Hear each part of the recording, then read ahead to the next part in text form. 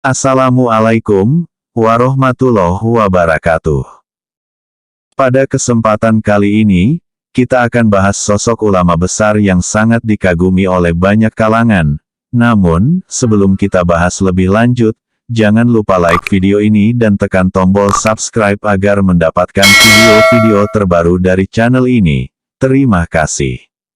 Bagi sebagian kalangan khususnya pecinta syair, pecinta sastra dan kalangan sejarawan Islam, nama Jalaluddin Rumi sangat dikenal. Beliau adalah ulama besar, sufi dan juga seorang penyair. Bersama Syekh Hisamuddin pula, Rumi mengembangkan tarekah Maulawiyah atau Jalaliyah. Tarekat ini di barat dikenal dengan nama The Whirling Dervishes, artinya para darwisi yang berputar-putar. Nama itu muncul karena para penganut tarikat ini melakukan tarian berputar-putar, yang diiringi oleh gendang dan suling, dalam zikir mereka untuk mencapai ekstase. Atau yang sering kita sebut sebagai tarian darwis. Selama 15 tahun terakhir masa hidupnya beliau berhasil menghasilkan himpunan syair yang besar dan mengagumkan yang diberi nama Masnawi. Buku ini terdiri dari 6 jilid dan berisi 20.700 bait syair.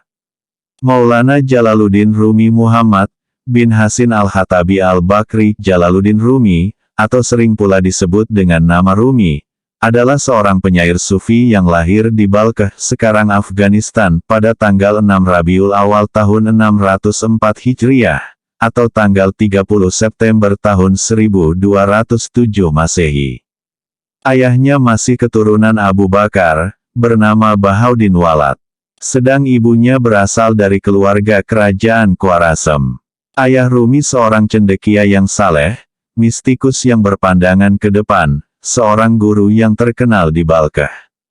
Ketika Rumi berusia 3 tahun karena adanya perselisihan di kerajaan maka keluarga beliau meninggalkan Balkh menuju Khurasan.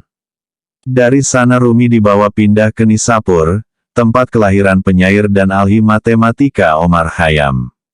Di kota ini Rumi bertemu dengan Atar yang meramalkan si bocah pengungsi ini kelak akan masyhur yang akan menyalakan api gairah ketuhanan. Kumpulan puisi Rumi yang terkenal bernama Al-Masnawi Al-Maknawi, konon adalah sebuah revolusi terhadap ilmu kalam yang kehilangan semangat dan kekuatannya. Isinya juga mengeritik langkah dan arahan filsafat yang cenderung melampaui batas, mengebiri perasaan dan mengkultuskan rasio. Diakui bahwa puisi Rumi memiliki ciri khas tersendiri dibandingkan para sufi penyair lainnya. Melalui puisi-puisinya Rumi menyampaikan bahwa pemahaman atas dunia hanya mungkin didapat lewat cinta, bukan semata-mata lewat kerja fisik. Dalam puisinya Rumi juga menyampaikan bahwa Tuhan, sebagai satu-satunya tujuan, tidak ada yang menyamai. Ciri khas lain yang membedakan puisi Rumi dengan karya sufi penyair lain adalah seringnya ia memulai puisinya dengan menggunakan kisah-kisah. Namun hal ini bukan dimaksud ia ingin menulis puisi naratif. Kisah-kisah ini digunakan sebagai alat pernyataan pikiran dan ide. Banyak dijumpai berbagai kisah dalam satu puisi Rumi yang tampaknya berlainan namun nyatanya memiliki kesejajaran makna simbolik. Beberapa tokoh sejarah yang ia tampilkan bukan dalam maksud kesejarahan, namun ia menampilkannya sebagai imaji-imaji simbolik.